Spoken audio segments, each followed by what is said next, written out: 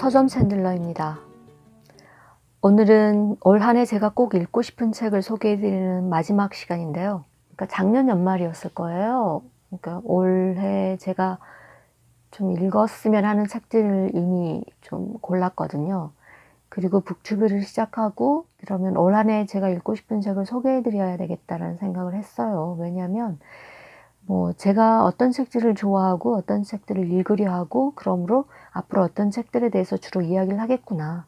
이런 거를 미리 좀 알려드리는 것도 괜찮을 것 같다라는 생각이 들어서 한 3번에 걸쳐서 영상을 만들어 보자라는 생각을 했고요.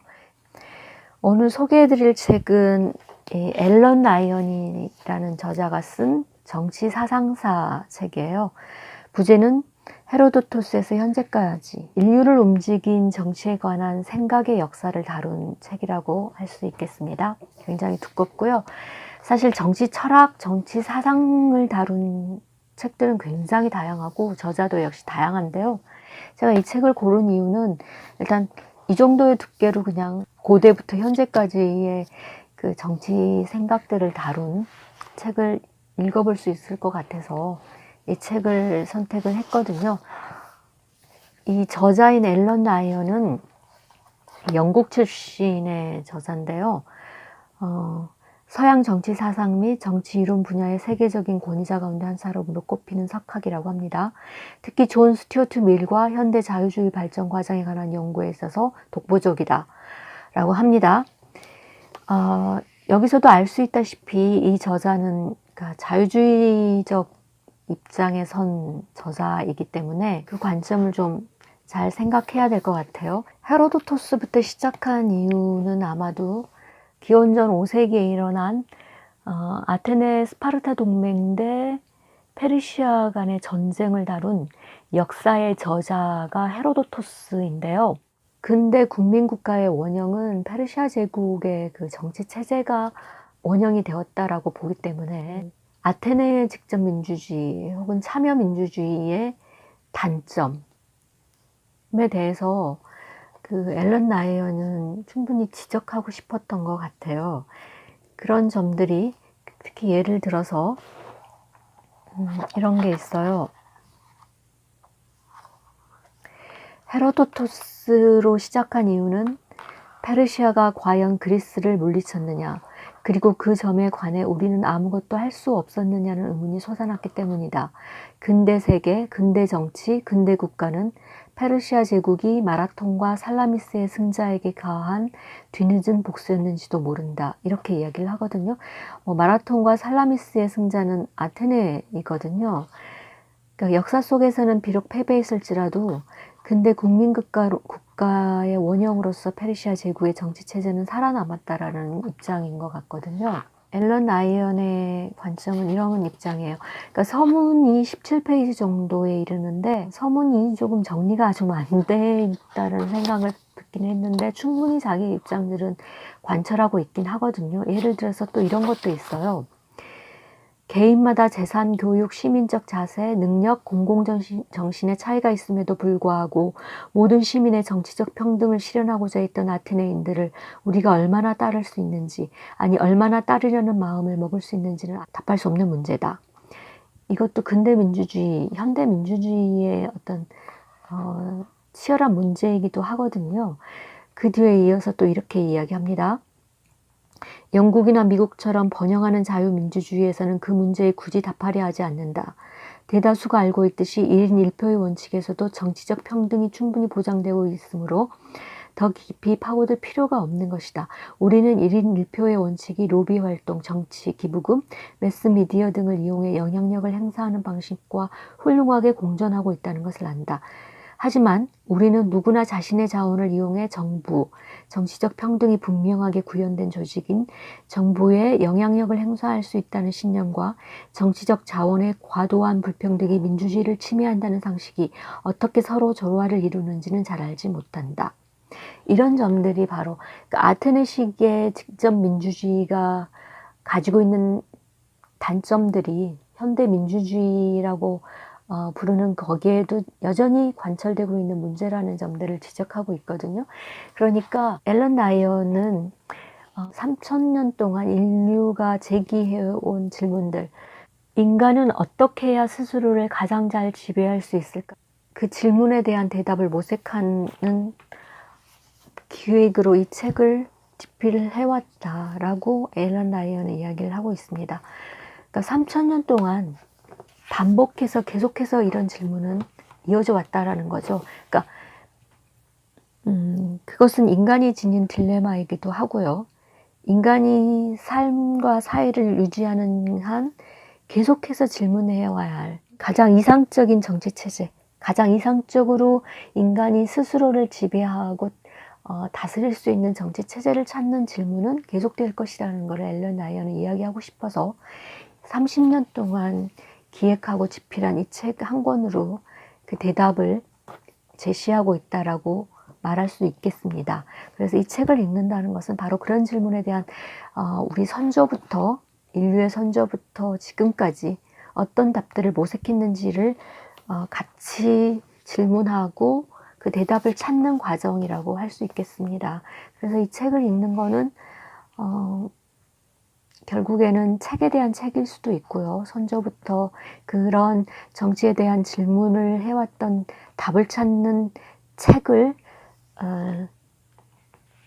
같이 읽는 거이기도 하니까요. 그래서 결국에는 앨런 라이언은 이 책을 읽고 나서 우리는 그 원전들, 뭐 플라톤의 국가라든지, 그 다음에 홉스의 리바이어던이라든지, 그 다음에 헤겔의 정신현상학 같은 원전을 직접 읽는데 이 책이 그런 마중물이 되기를 바란다라는 식으로 이야기를 합니다. 그래서 이 책을 읽는다는 것은 곧 원전을 읽어보기 위해서 하나의 맥락을 잡는다라고 생각하면 될 것 같고 저는 그렇게 읽으려고 합니다. 그 산 책이 두 권이 얇은 게 있는데 미국의 비영리 교육기관인 ISI라는 곳이 있대요. 대학연구소인데요. 대중들을 위해서 이렇게 오픈된 강의인 것 같아요. 그러니까 주요 학문 안내 시리즈라는 게 나와요. 저는 두 권, 정치 철학 공부의 기초와 미국 정치 사상 공부의 기초. 그러니까 이제 이런 걸 공부하기 위해서 대략적인 입문서에 해당되겠어요. 얇고 그래서 저도 이걸 좀 읽어보고 특히 미국 같은 경우는 좀 여러 가지로 공부해 볼 만한 될 것 같아서 두 권도 샀고요. 그 다음에 이거는 이제 제가 예전에 사놨어요. 플라톤의 국가 정체. 박종현 선생님의 이 책은 되게 번역에서도 권위를 좀 인정받고 있는 책이더라고요. 근데 역시 이것도 원전을 한번 읽어보고 싶어요. 정치적 상상력을 자극할 수 있는 충분한 책인 것 같아요. 그리고 이제 홉스의 리바이어던도 이게 1권, 2권이 있는데 2권 같은 경우는 신학 쪽인 것 같더라고요. 근데 제가 신학 쪽은 좀 자신이 없어서 그 1권만 우선 좀 사서 읽어보려고 샀습니다. 그 다음에 앨런 라이언의 전공이기도 한 존 스튜어트 밀의 자유론. 책 세상의 문고판인데 두 권 다 똑같은 책이에요. 근데 이번에 이제 새로 표지가리를 좀 해가지고 같은 책이더라고요. 그 다음에 장자크 루소의 인간 불평등 기원과 사회계약론.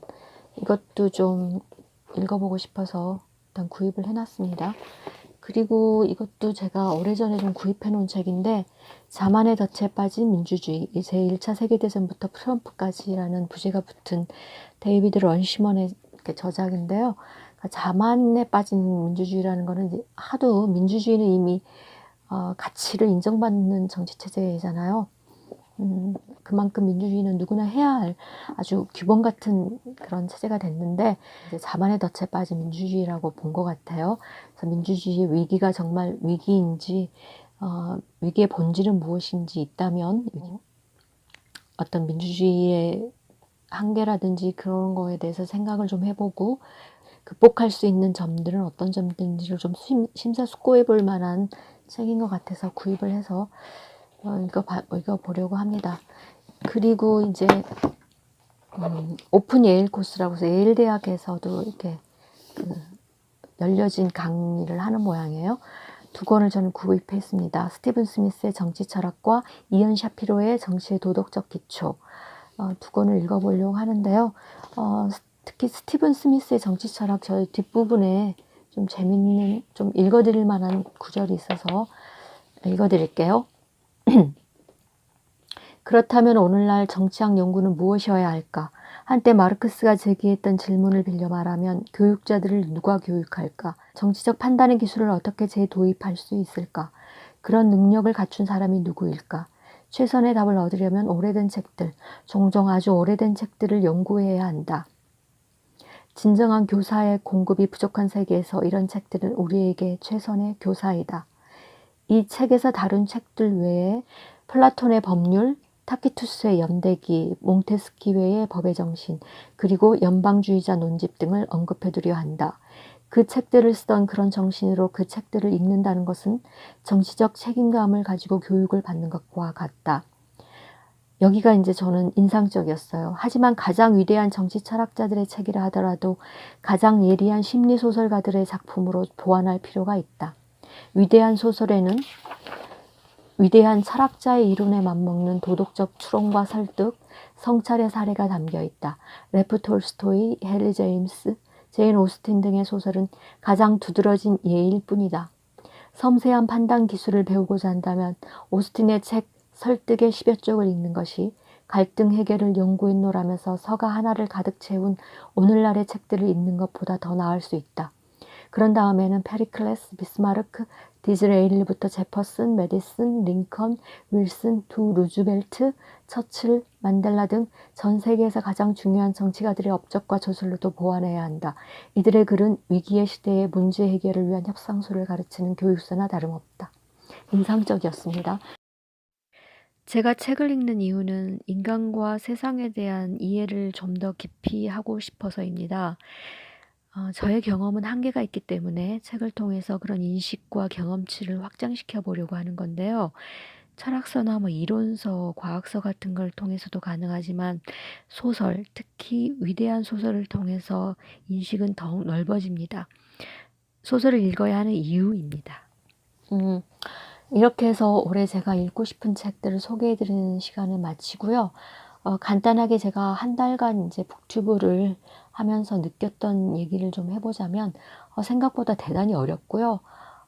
원래는 제가 한 몇 년간 이제 책과 관련돼서 좀 집중력이 떨어졌던 상태였기 때문에 북튜브를 해서 조금이라도 책을 좀 더 집중적으로 읽는 그런 시간을 가져볼까라는 생각으로 시작을 했는데 생각보다 만만치가 않아요. 책을 구상하고 그 다음에 이제 편집하고 후반 작업하고 올리기까지 시간이 너무 많이 들고요.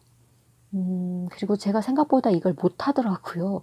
제가 이렇게 어떻게 말을 해야 하는지 이런 거에서도 익숙치가 않아서 그리고 이제 장비도 아직은 충분치가 않고요. 일단 이렇게 한번 한 달 정도를 해봤는데 일단 이렇게 시작은 했습니다. 그렇게 해서 계속해서 책 이야기를 할 것 같습니다. 여기까지고요. 새로운 책 읽는 서점 챈들러로 찾아오겠습니다. 봐주셔서 감사합니다.